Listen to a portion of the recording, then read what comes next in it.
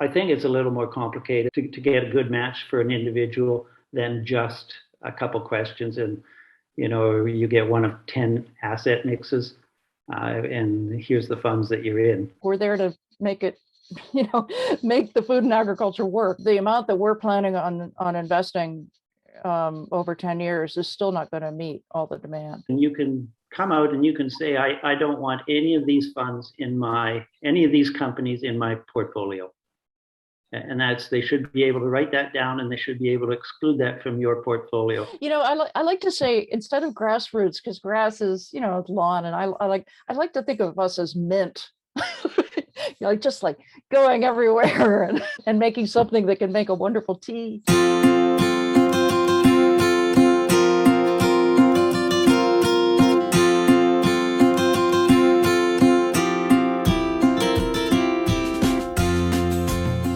We had this idea after a session we had in the fall, where it came up that our investments, our financial investments, often have a much bigger footprint than we imagine, and as we think, as we try to kind of minimize our personal footprints.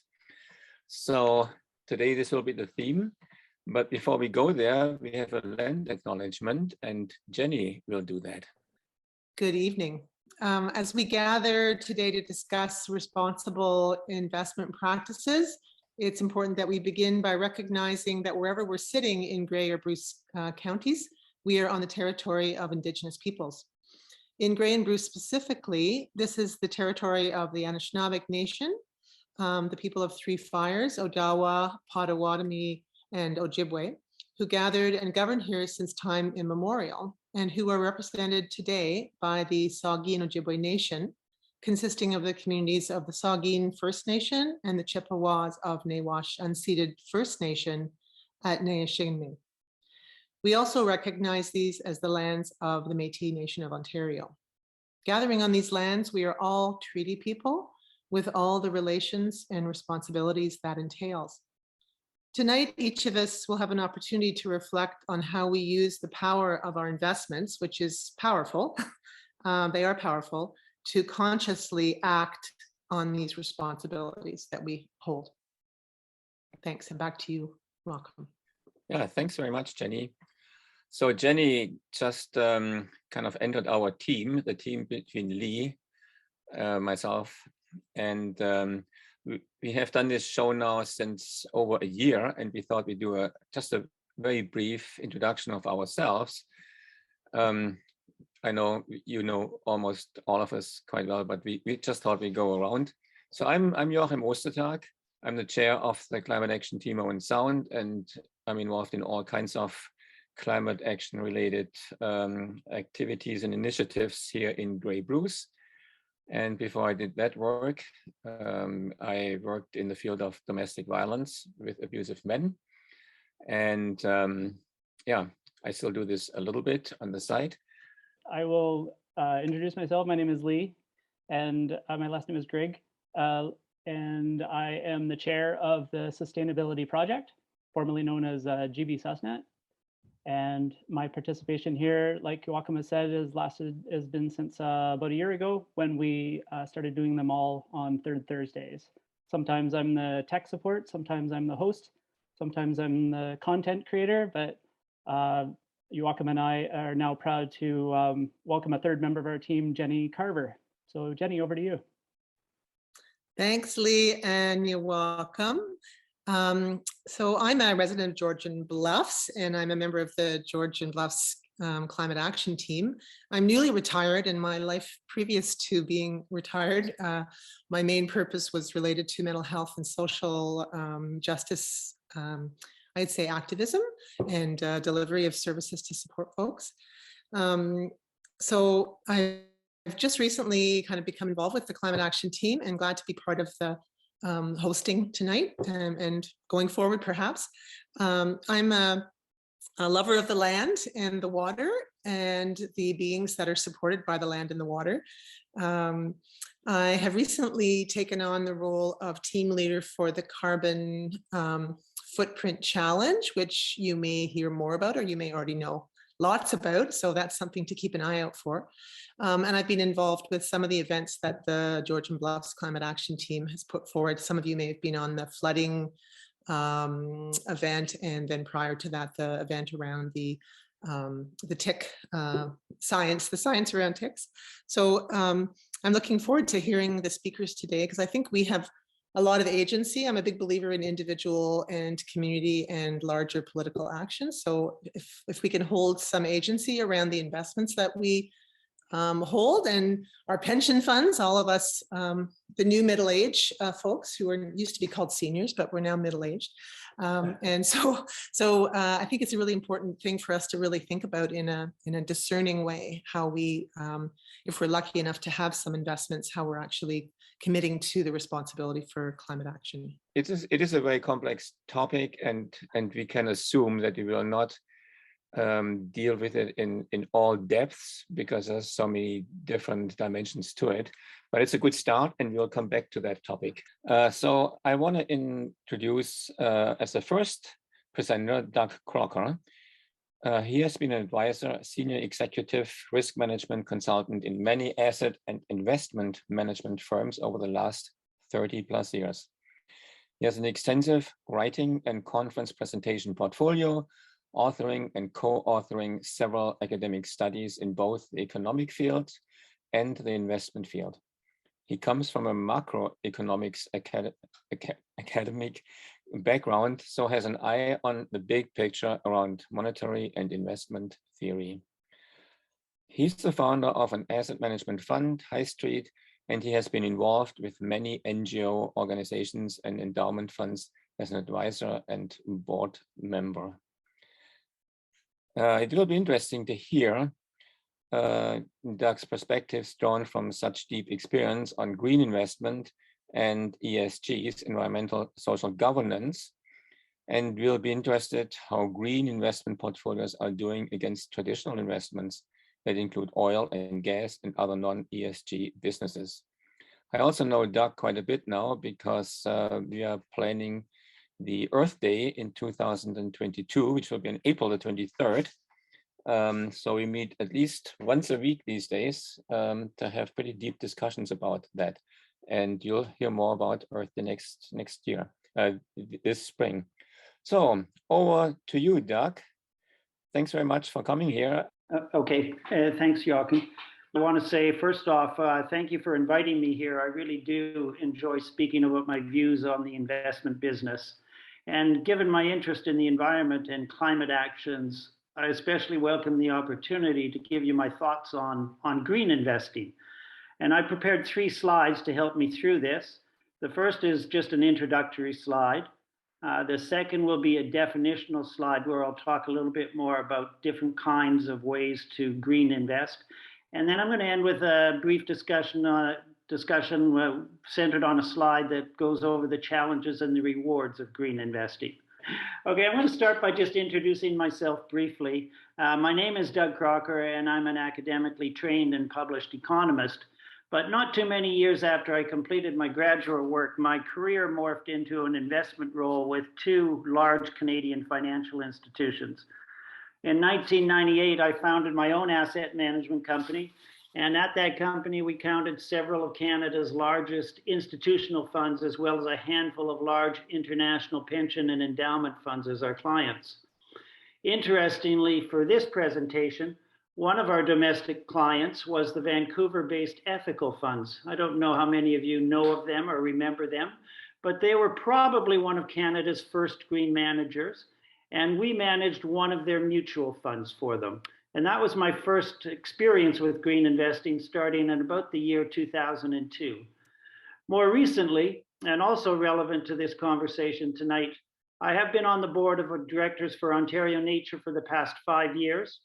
And I spent a good part of this past year overseeing the movement of Ontario Nature's endowment funds from a traditional asset manager to a green mandate, which of course for Ontario Nature is exactly how our investment dollars should be managed.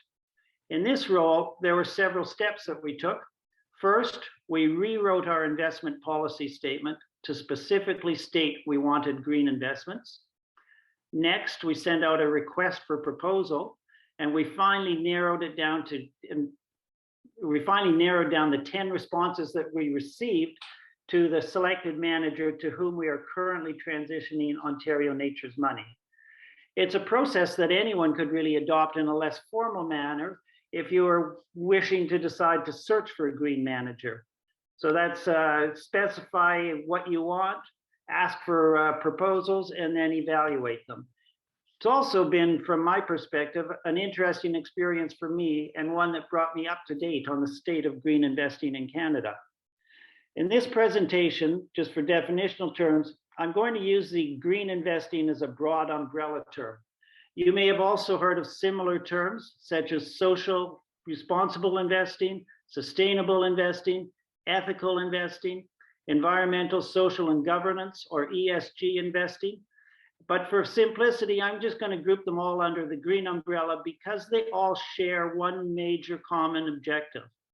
Namely, they are investment approaches that seek to support businesses that are believed to have a favorable impact on our natural, social, and environmental and physical environments. And green investing is certainly taking off. Many of the world's largest fund managers have just launched green products. Most of the remaining ones are considering it or claim that their funds have always been operated green. And there's certainly an increased interest from both retail and institutional investors, and all investment managers believe green investing is here to stay and that it's only going to grow. Green investing is also now available across all investment classes. In Canada, we can find green funds in Canadian equities, global equities, fixed income, and even money market funds. It's a growing trend and one that every one of us who are concerned about the environment needs to consider, if not support it. I'm now going to look at the ways that an investment manager can invest green or claim to be a green investor. I first want to turn my attention to proxy voting as a method to support a green investing claim. Proxies are usually voted at an annual general meeting, and certain important votes are required to take place there by law. These include approval of the budget and election of the board of directors. Most of the time, it's one share, one proxy. Consequently, it can be really tough for an individual shareholder to have an impact. And it's even more challenging because most of the funds that we invest in automatically turn the right for proxy voting over to the fund managers, so that we as individuals do not get the opportunity to invest or to vote if we're invested in a fund. However, if you are considering one investment fund versus another, you can always ask to examine their proxy voting policy and determine if which of the two managers does indeed support green investing. Fortunately, that very accumulation of proxy votes by fund managers, especially very large fund managers, can also be beneficially green. We all know the recent board of directors proxy vote that resulted in the election of 2 green members to the board of ExxonMobil. That was orchestrated by several large asset managers who voted together to elect their own green directors. It'll be really interesting to see if they're able to elect another 2 green members when the next election is held. Imagine if the majority of the board of directors for ExxonMobil were green. We would witness, I'm sure we would witness some really interesting and probably some very welcome changes to that company. Advocacy is another way that investment advisors or investment managers can influence the direction of listed companies. Shareholder advocacy groups represent the wishes of their members, and you become a member simply by paying an annual subscription. At Ontario Nature, we joined a Vancouver-based advocacy group who promote sustainable business practices on behalf of their clients.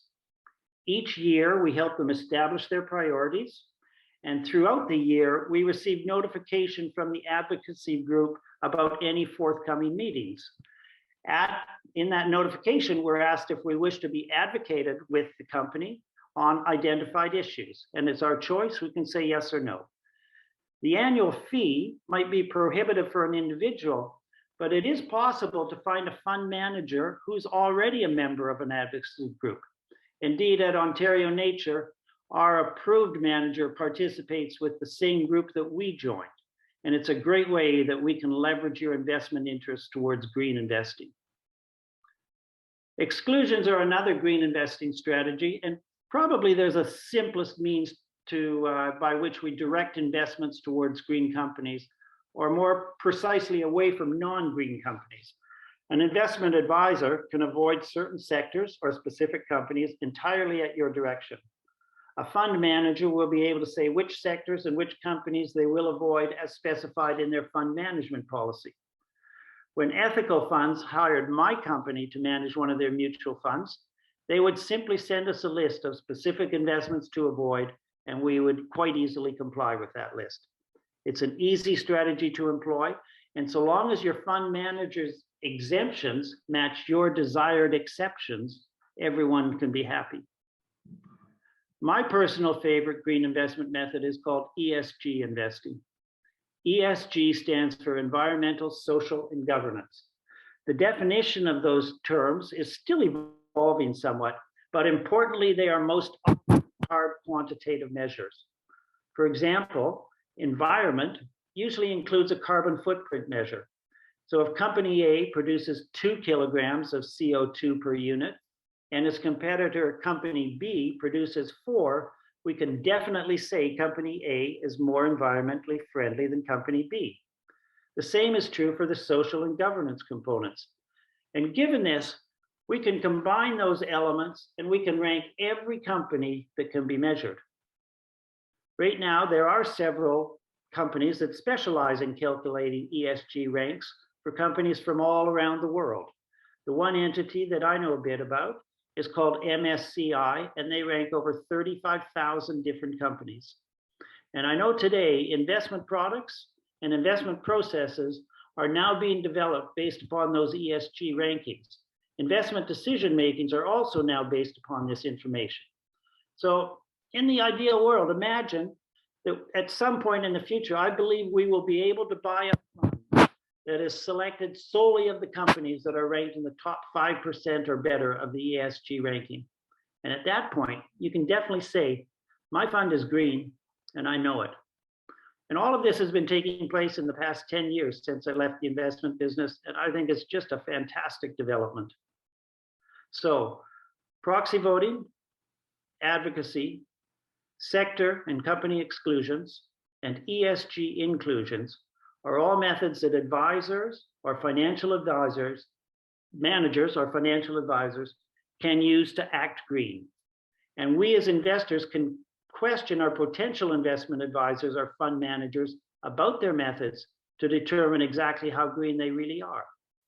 I'll conclude this slide by saying that if I were looking for a green investment manager today, I would look for someone who utilized each of the 4 methods of green investing that I've reviewed.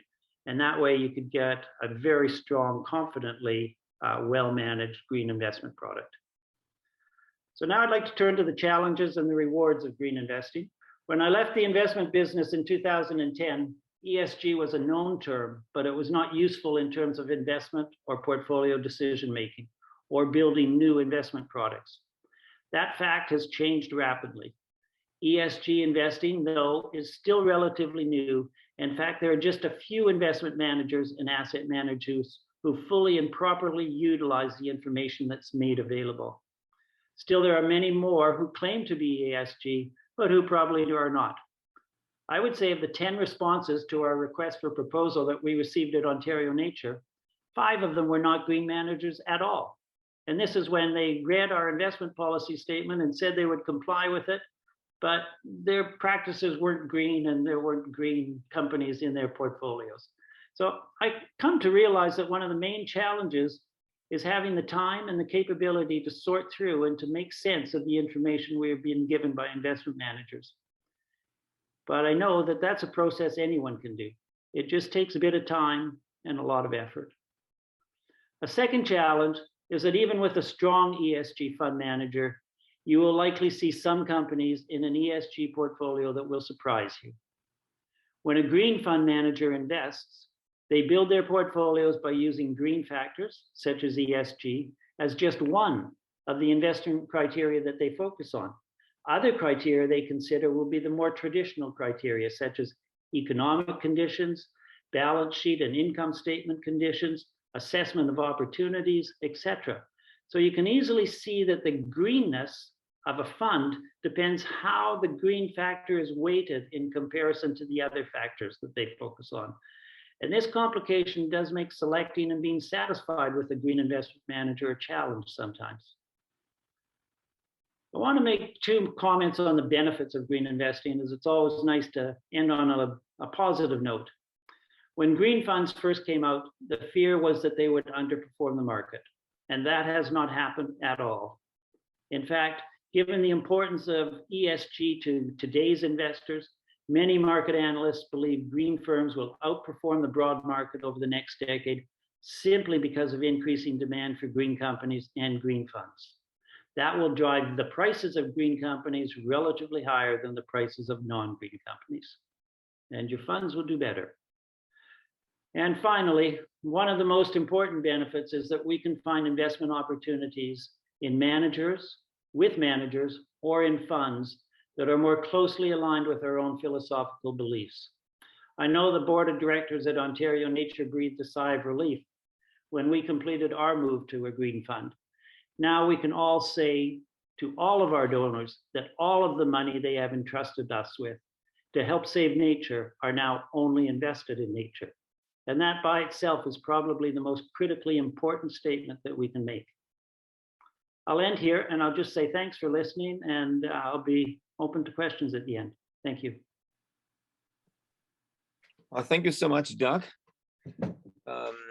That was a very informative and wide-ranging presentation. But I'm sure there are lots of questions, and there was one so far. There was a question by Sibylla. She says, I had green bonds with a 6-year term, but they were released before the 6-year term, as I believe interest rates were so low that they were not needed. I'm looking for avenues. I think you need to talk to your investment advisor.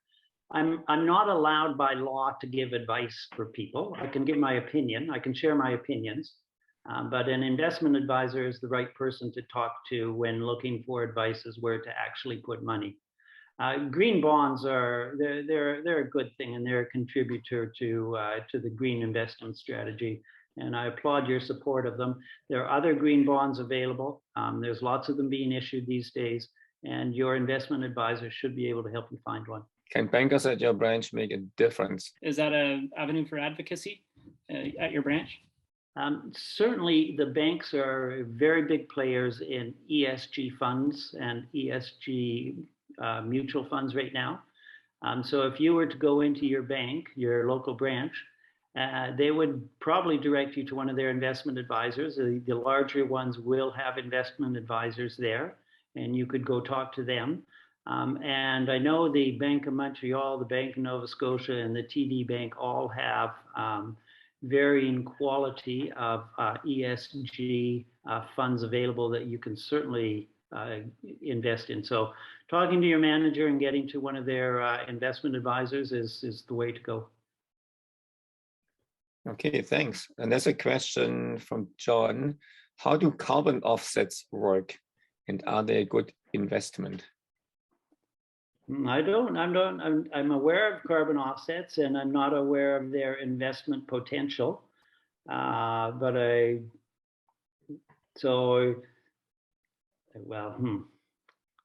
big fan of carbon offsets.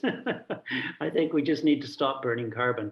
So, but the carbon offsets if you can buy them as a fund, it would be a way to support ESG or green investing. I think there are better ways. That is my own personal opinion. I think there's a question from Barry Randall. How likely is it that green fund priorities will be considered within larger wealth management firms like TD, BMO, CIBC? I think it's happening right now.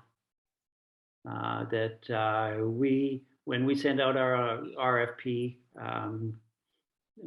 for Ontario Nature, we received submissions or responses from 3 of the big bank financial managers, and we received responses from 3 or 4 of the very large mutual fund companies or asset management companies. And all of those were worthy to consider. There were some that were, in our view, a better match for what we were looking for. And we did end up going with one of the banks in the end. So it is evolving. There's no question about it, but it's going to be a rapidly changing field over the next little while. But there are ones out there right now that are very good and solid ESG or green investments, and you can evaluate them on those bases that I said. What's their proxy voting policies?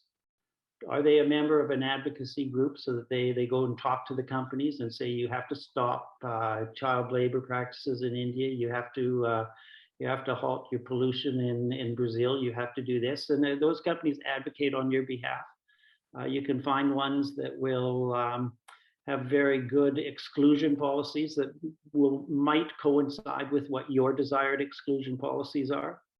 That's the tough thing about exclusions, is that a manager will have a preset notion, this is what we're going to do, and that may or may not be your exclusion, but so long as they overlap principally, it's a good thing. And then an ESG, they all have some component of ESG that we saw in the ones that we were considering. And a follow-up to that, it sounds like the next level for an individual is from Luke. What questions do I ask to my investment advisor, I suppose whether that's banking or independent of banks, to make sure that my investments are indeed green and not some kind of a mixed bag? I'm going to use the term investment advisor. That's somebody at a brokerage where you have discretion. You have some discretion over the assets that they select on your behalf. And when you have some discretion, you can come out and you can say, I don't want any of these funds any of these companies in my portfolio. And they should be able to write that down, and they should be able to exclude that from your portfolio. That's a pretty simple one, and you can get what you want. The other question is to go back and see if you're holding the securities, you probably have the proxy vote capability, so you can vote. That's, as an individual, that doesn't give you very much sway. Your 1,000 proxies will be dominated by the billions held by others. But evaluating, an ESG, do they do ESG? Is it directly incorporated into their investment decision making? You can ask those questions to all investment advisors, and they should have answers for those. No different than a fund manager should have answers to those. Thanks. And again, following from this one, because it's related to BMO, one of the banks, as an example, from Heike. BMO now has green funds, but I was disappointed to see that the top 5 investments in their Canadian fund were the top 5 banks, some of whom have a very questionable track record when it comes to supporting fossil fuels. Yeah. So. And that's what I did allude to, that right up front, that, selecting just only on ESG might mean there will be names in that portfolio that you won't be happy with. I don't know how much in depth the current set of ESG rankings goes into when they talk about subsequent or indirect investments.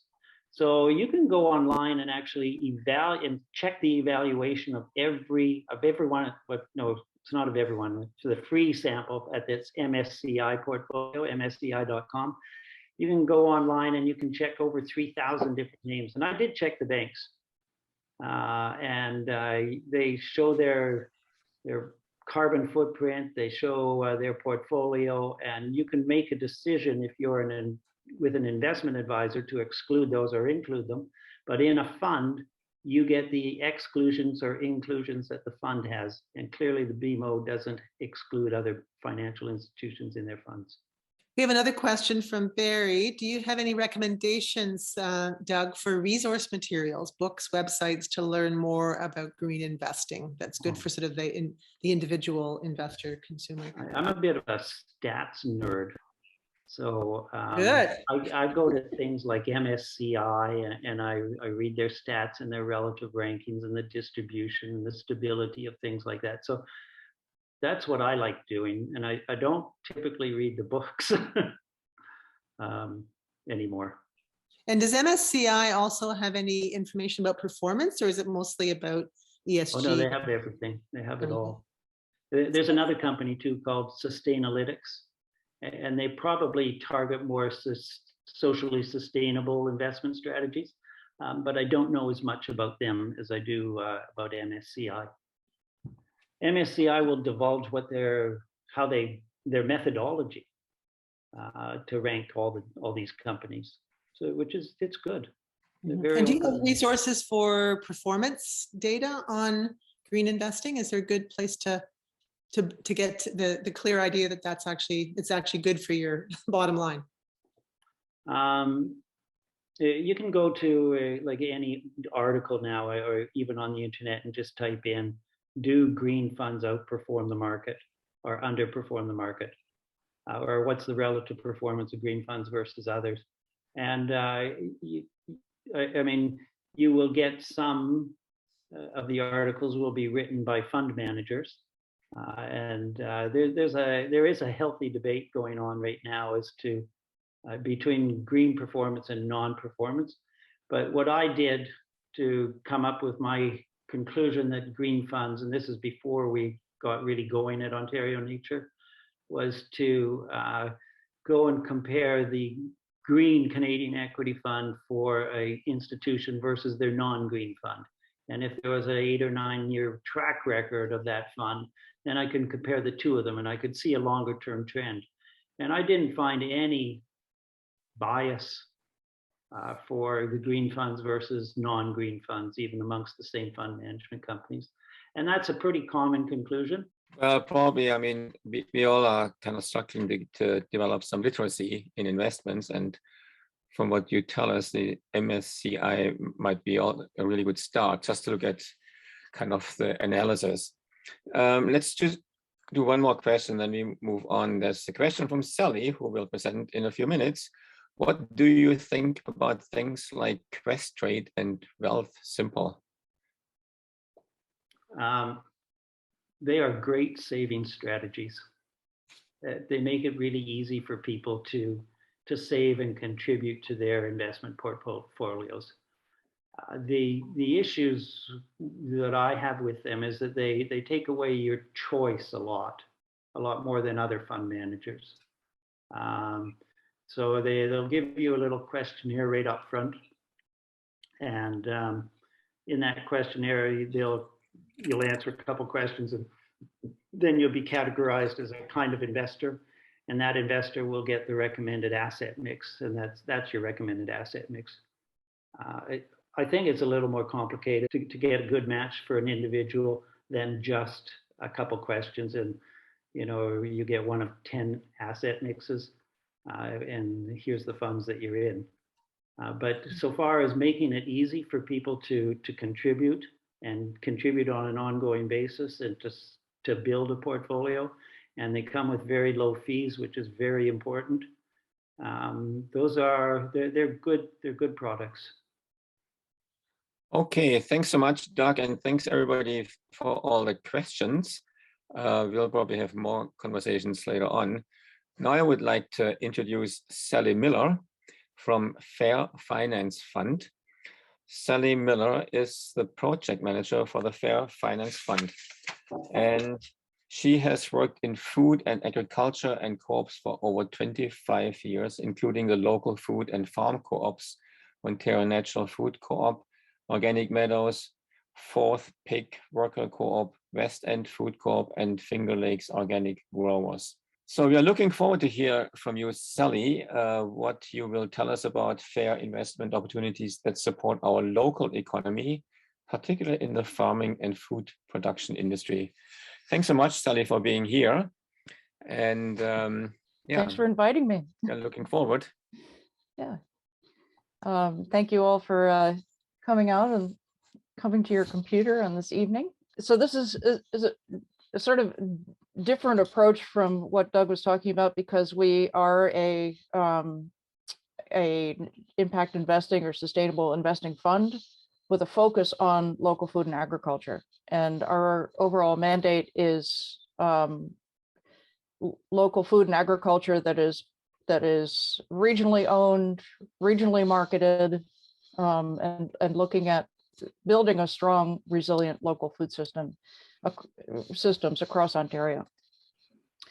Since I'm in beautiful downtown Toronto, I just give you my own land acknowledgement there, and that is my garden, which is on traditional territory of Mississaugas of the Credit, Anishinaabe, Chippewa, Haudenosaunee, and the Wendat people. Where the Fair Finance Fund came from was that I had been working for years, as Joachim spoke about in the bio, in food and agriculture co-ops, in doing market research for different products, and working with municipalities on local food and things like that. And what I was hearing over and over again from the entrepreneurs in the sector was that they were all having trouble getting access to capital. And this was the next generation of farmers, the young farmers who are organic or in a co-op, and that is not well understood by conventional banks, and they couldn't get the capital they needed, even if they'd been in business for 5 years, with a successful market and everything. And then as we started the Fair Finance Fund, we were asking these key choices where we've actually found people, when the pandemic happened and there was sort of economic turmoil, that people started to ask these questions more, and we had a sort of explosion in investments when the pandemic started, and that was partly because people were really thinking about where their money was going. So the question is, where is the money coming from? Where does it flow to? What ideology is determining that flow? Who makes the decisions? As a longtime co-op person, that's extremely important to me. Who has ownership of making the decisions about the money? And then for us, what are the impacts of the Fair Finance Fund finances? And that's for us is social, environmental, economic, community. And from the very beginning, this is what we ask our clients. So if somebody's applying for a loan, the first thing they have to show is their purpose, that they have social purpose, environmental benefits. And then throughout the term of the loan, if they're approved, we ask them to track it. Every 6 months, they report back to us, and we're able to show the real impact over time of the incredible work they're doing. And they are incredible. Our clients are just some of the most spectacular champions of local food that I know. So part of the question that the Fair Finance Fund is asking is, where can we intervene to support climate resilience in local food farming? So we're talking about the sort of specific sector, but one that's very open to taking important action to reach climate resilience. So, and I show this picture partly because it's such an interesting situation. This is actually the Holland Marsh, which is a giant wetland north of Toronto. And because it was a wetland and then was drained, the soil is extraordinary. And at the same time, it was a drained wetland. And so it's very complicated. And one of the things that they've done, there's a certain amount of democracy in it because they can't have fences because the land is so valuable, because it's so close to Toronto. So what you're seeing there are different patches that might be owned by different people. And people have a little 5 acres here and 5 acres there, and they really have to work together. So it's an interesting model. And one of the things, when I first came up here, Holland Marsh in the wintertime was completely bare, and it broke my heart. Like I would drive past and you see this gorgeous black soil washing away, and now they're starting to use a lot of cover crops, and it's starting to look better. So the word is getting out. So the problem, as you know, is that we'll have a beautiful piece of land that can be used for growing food, and we've got all these other uses that take it over. And I'm not going to go into it too much because I know you've talked about this in one of the other forums, but our problem with protecting farmland is that it is going to the highest bidder. So as farmers retire and have debt they need to pay off, when they sell, they may have to sell to a developer, and then we end up with that sprawl or bigger roads or even quarries. And then we're still, although this is changing rapidly and it's very exciting to watch it, in a lot of places we are seeing the same old agricultural practices that you see on the left that are leading to erosion and loss of soil and loss of resilience. So we're trying to be part of the solution. So we invest in people who are doing farmland and resource protection. This picture is one of my favorites. This is Mike DeGagna, who started a farm co-op with land-based, all the members were land-based businesses on a piece of property up near Timmins. Those are his beehives. And they were all working to steward the land. And when we asked him to track his impact in our impact investment, he did two things. He tracked biodiversity. So he mapped everything that was on the land, which is a sort of extraordinary list of trees. And I loved it. And then he tracked his barter. And barter, for those of you who are in an agricultural community, barter is absolutely essential to agricultural communities, and people don't talk about it enough. So it's where people are working with each other. And this is even if they're doing different methods, or some of them are organic or whatever, but they will help each other out. They are exchanging equipment. They're working together. And he calculated that the barter, his impact over a couple of years was that the barter was worth about 70,000 in Canadian dollars each year. So other solutions that we look at are shortening supply chains and size. So I had to have a picture of the local Grey Bruce delivery van there. And then on the other side is a picture of one of our clients, which is Chocosol, which is a direct trade chocolate company. They deliver on bikes, electric vehicles. They have all kinds of things that they do around decent work. So and it's interesting, we were talking about carbon emissions earlier with Doug. One of the things that we talked about was that they wanted their metric to be reporting on the carbon emission change, because we invested in a more efficient roaster for them that they could use for both chocolate, cocoa beans, and their coffee beans. And as we talked it through, it was hard to find a real way to track that. And so we ended up actually looking at bike miles, so delivery miles on the bicycle, offsetting car miles, and things that were going to be a little more accurate and easier to track. So we have all kinds of people who are doing regenerative agriculture. So they will have, they're working, maybe working with horses, they have livestock, so they have an integrated system. They're not just doing corn, soy, wheat, but they're doing a cycle of things that may be creating fertility from one thing to another.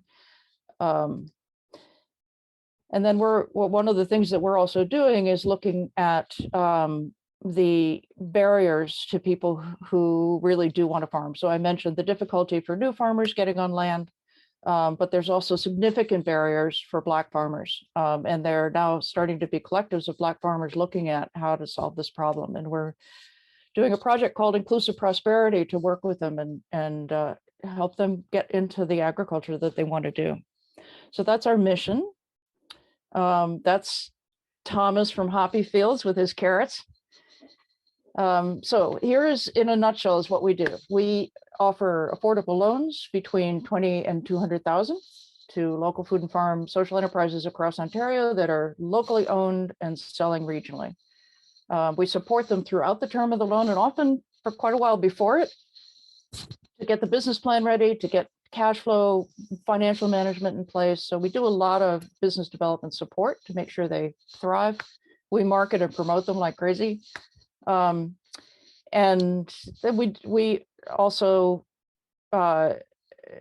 we also do other sort of outreach on impact investing and talking about, and I think Doug is probably very aware of this. At this point, there's sort of the spectrum of different kinds of impact investing, and people who are talking about it, that they saying they're doing it, not really what they're doing. So as he said, it's good to look really closely. So this is the key for us, and I keep coming back to this. Social and environmental purpose is the reason our clients are succeeding. So the fact that they're climate resilient is not like an add-on that we're sort of putting up with because we believe in it and we have to loan to them, but because we believe that because of what they're doing to protect their land and their soil, that's what's going to make them more successful farmers. And that's why we invest in them. And I think of a time when I visited Angie Coach, who's one of the early successful young organic farmers. And I was looking at her land and she had used cover crops. And there had been a huge storm just before I got there. I looked across the street and the people over there had not been using cover crops and the soil was bare. And you could just see the soil had been washed off, and the wind was blowing quite hard that day. And you could see the soil blowing off their land. Her land, there was no soil coming off it.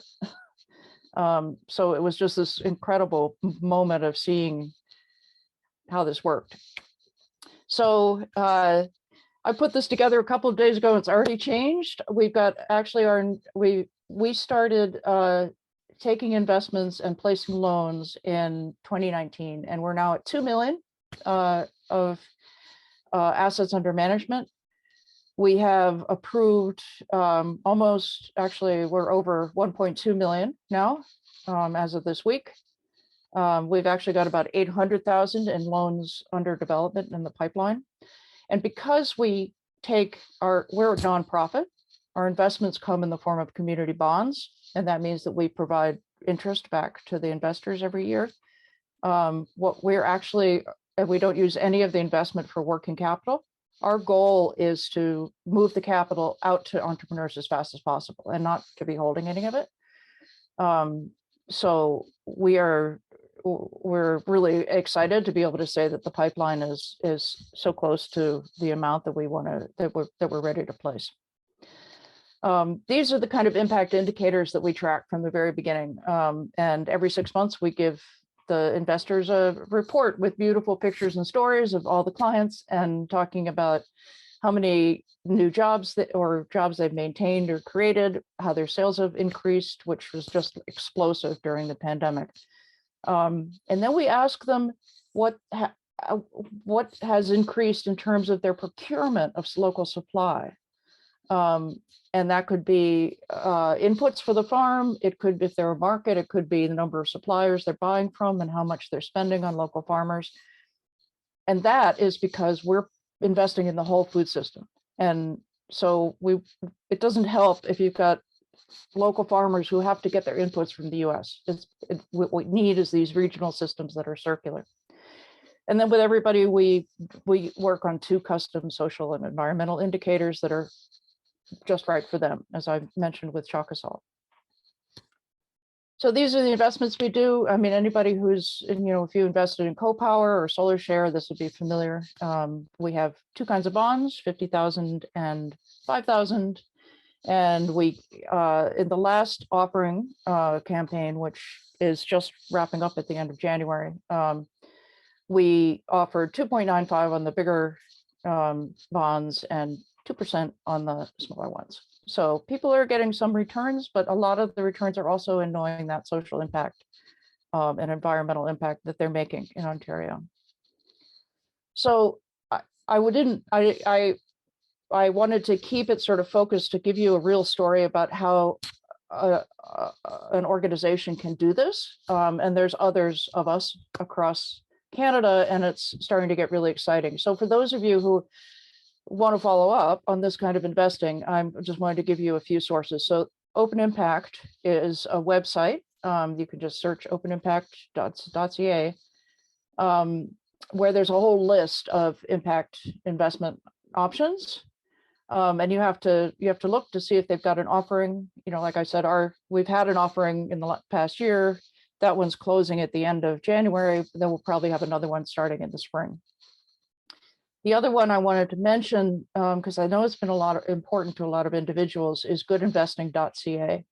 Good Investing is Tim Nash, who is now doing a podcast on the Toronto Star, which is about good investing. And he's only talking about individual investors. He's not talking about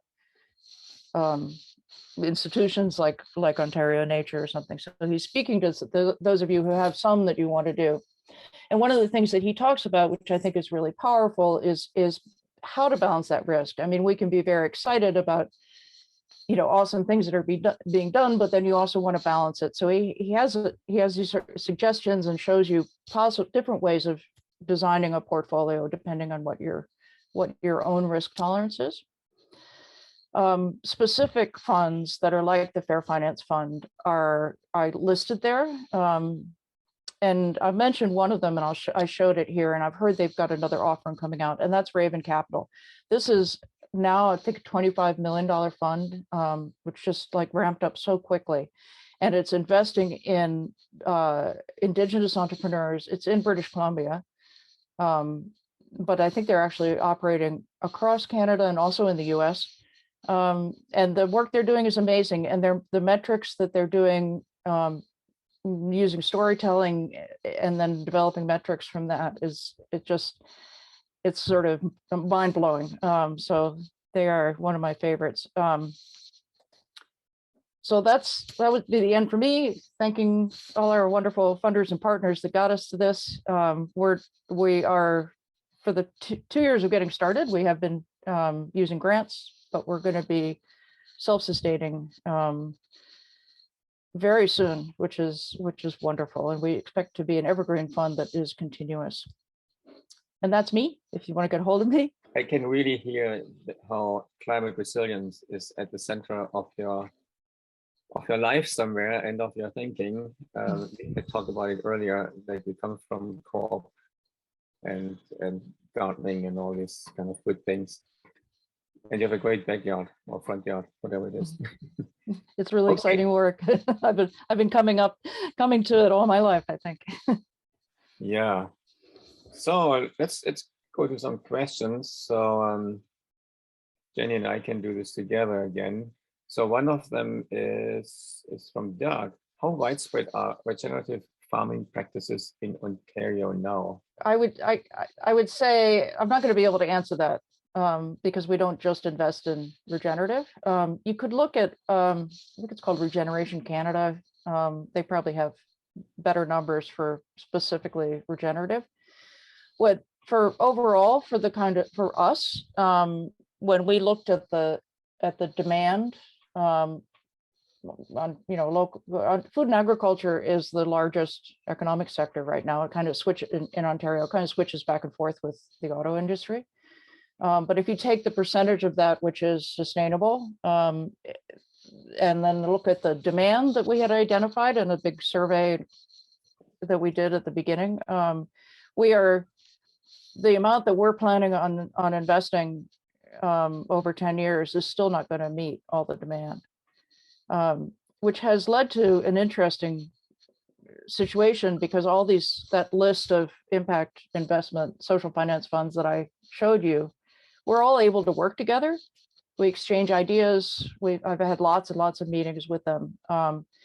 And that's because there's so much need for this that we have this sort of delightful thing of being able to not have to just be in cutthroat competition with each other. So yeah, there's a lot to do. It sounds like you're rooted in the grassroots. I like to say, instead of grassroots, because grass is, lawn, and I like to think of us as mint, just like going everywhere and making something that can make a wonderful tea.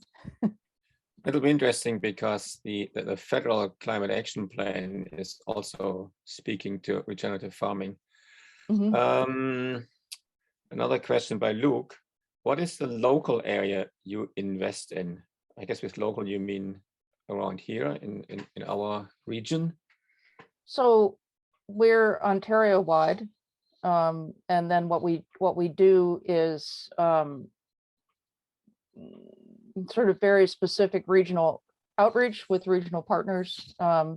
So we were actually going to be up in your area just before the pandemic started, and we had to cancel it, where we were going to come with the small business, the Grey Bruce Business Center, and partner with them and give a presentation. And we had a plan of all kinds of kitchen table meetings all over Ontario. Obviously that didn't happen, but and then for our loan review committee, we have people in the north and people in the south and people with a range of experience, livestock, vegetables, so that we can properly look at applications. I love the idea that, you provide access to loans to people that otherwise wouldn't be bankable. And I think that's wonderful. So, but I'm a lazy investor. So I just want to make sure that the money is used well. And I was just wondering about the geographical scope, basically. Yeah, it works on the scale of Ontario, but one of the things we do is sort of keep an eye on which regions we report back to the investors, which regions we're investing in. I don't have the numbers right in front of me, but I think it's 25 to 30% in southwestern Ontario, about 20% in the north. We've had more applications from the east, like a disproportionate number from eastern Ontario, which is interesting. I don't know why that is, but we track that. So if we saw there was an area where we really weren't having an impact, we would look for partners and promote that way, because we're trying to work on the whole food system. I always think about this as advocacy, and Sally, it sounds like your organization would be something people could get involved with or support if they're looking to address issues that are very regional in nature. So I know that every region sort of has its own particular idiosyncrasies, its own little challenges. And our region, of course, is rural and agriculture and maybe tourism are the hotspots that we've talked about this year. So it sounds like that would be what what sets you apart. I mean, I think we're lucky that we have on the board and certainly in my experience, a very, very broad regional knowledge because of the projects I've done. Like I've done work in Northern Ontario and then because of the way we work through partners. So our main partner in the north is RAIN, which is the Rural Agri Innovation Network. It's one of the innovation centers. So we're not just sort of parachuting into places that we don't know, because I don't believe in that. Our goal is very much to make sure that we're getting regional knowledge and expertise. What level of government is most responsible for encouraging, regulating farming practices in order to implement more sustainable regenerative practices? What I would say is that what I would like to see is as much of a, just have it be fair, as much of a level playing field as possible, recognizing that sustainable farming and local farmers are absolutely essential to the economy, and that they need to have access to the agricultural financing and things like that. So part of what we're dealing with is that there can be people who are very successful businesses, but they don't fit, they're not exporting, so they're not sort of fitting a model which is prioritized somewhat by Canada's governments. So that's the opportunity that we have, is that there are these entrepreneurs who are awesome, they're going to be successful, but the whole understanding of what makes a strong food and agriculture system needs to shift a bit to bring these new young farmers in. Are you suggesting that the small local sustainable farms are less able to access the support they need from government? Is that? Well, they have been. I mean, a couple of reasons. I mean, one is that organic and ecological and sustainable farming are all considered higher risk. I've had somebody say, sort of jokingly to me, talking about family farms and farmers who are selling just at farmers markets. They're like, well, they're not really farmers, right? So it's an, you know, it's a cultural attitude that needs to shift. It really started back in the 70s, when there was a brief that came out from the federal government saying there were too many farmers in Canada. So helpful, so helpful. Yeah. So we're trying to get that train to back up, you know, and understand why the farms of that kind of scale their yields are good, they're protecting the soil, you know, they're important to climate and economy. The Fair Finance Fund, in a sense, has replaced what the government's not doing for these smaller sustainable farms. That was one of your reasons, your raison d'etre in some way. Yeah, and also it's not just government, and it's not. I mean, I don't really fault them. Like, people develop the risk parameters that they have, and that the banks and credit unions have similar risk parameters. So people are facing barriers there as well. I could foresee a time. I mean, social finance and impact investing is growing so fast. I mean, the last thing I saw, which was 5 years ago, was estimating at around 15 billion in investment in Canada. So, you know, we could get to a point where we don't need the fair finance funds of the world, and that's great. You could, if you want to see another one that was kind of a model for us, look at FarmWorks in Nova Scotia. There's a tax credit actually that Canada Revenue approved that allows people, each province can implement this. So Nova Scotia implemented it first, and it means that people can take their RSPs and put it into community economic development investment funds called CDIFs. So, and then they get a tax credit. This is marvelous, and it's been done in a bunch of the provinces. Ontario just has not implemented it yet. So I had actually been holding off on starting the Fair Finance Fund in the hopes that would get started. And then it just became so clear. There's so many important farmers that need this that we just kind of went ahead. But you could look at FarmWorks and just like see the impact across Nova Scotia on their farmers and their food entrepreneurs, and a lot of breweries, a lot of breweries. Well, it really shows how Fair Finance Fund and what you talk about has to do with a bigger change in beliefs and attitudes. When you speak about that the banks are mostly, or the investors are usually most interested in, or very much interested in, risk aversion. And nowadays we know that oil and other fossil fuels are becoming actually high risk. So what used to be low risk is becoming high risk. So there's things are shifting, and it's great that you are kind of at the center of that. And that comes really through by what you are telling us here. Our key contact in your area is actually Courtney Miller at the Grey Bruce Enterprise Center. Is that what it's called? And she's also Creamery Hill Farm. She's our treasurer and secretary. Great. So she was the one that I was working with to come and just do a forum. And then we haven't been able to do it because of the pandemic, but I know that they get entrepreneurs that are in food and agriculture that they will send on to us. So that's part of what we try to do. Possible that banks invest too? Like, could I go to my banker or to my investment manager and say, hey, there's the Fair Fund? They can. I mean, we have institutional investors, but they probably won't. We have some very good connections with some of the credit unions. It's sort of just starting. I don't know as much about the banks. Doug might be able to answer that more, but a lot of the credit unions now have a social finance commitment and policy. But they have to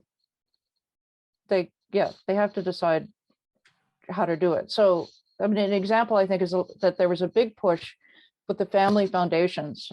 They all started talking to each other, and they started thinking about having some of their capital in line with their mission. They're bound by charitable rules, so the percentage that they can take and use that way is actually relatively small, because they have to protect that endowment. And then they do tend to end up investing in things that are asset backed. And that will be like real estate, which is a co-working space or has some sort of interest, or it's like a green building or something interesting. So I mentioned Indwell, for instance, is a Hamilton organization that is a lot of affordable housing and with green building aspects. So but that's backed by the value of the building, which, because of the way we do property markets in here, they know that the value of a building in Hamilton is just going to keep going up. And similarly with renewable energy, where you've got a giant wind turbine or something, so you have an asset that's valuable. What we're doing is different, because we are not always we take collateral for the larger loans, but we don't for the smaller loans. And I say, I'm not going to spend the money to register somebody's farmland, because I'm not going to go seize their farmland if they miss some payments. So instead, I'm going to work with them and make sure they succeed and they pay off the loan. So that's a it's a principle. I try to be very clear with investors about it, but it's really important. Like, we're there to make it, make the food and agriculture work, not to grab the assets. Thanks to you and to Doug. That was quite a wide spectrum, from so many, looking at investments from so many different angles, and there's a lot more. And I'm sure we'll get back to that conversation in the future. Next month, I'll share a little picture. We have what's called a deep dive into wetlands. And this came about, again, most of our topics now are just coming about from eureka moments that we had last year in our discussions. So this is another one that people just seem to, wetlands seem to be a mystery to a lot of Grey Bruce, especially of their value and their ecosystem services and why we shouldn't just pave over them. So this is next month on February 17th, and we'll have Eric Downing, the Saugeen Valley Conservation Authority manager, one of the managers there. He'll be our guest, and we'll have a few more guests as well. And that was our February 17th. You can save the date for that. It was great to see you all, and see you on February 17th. And bring your friends and your families.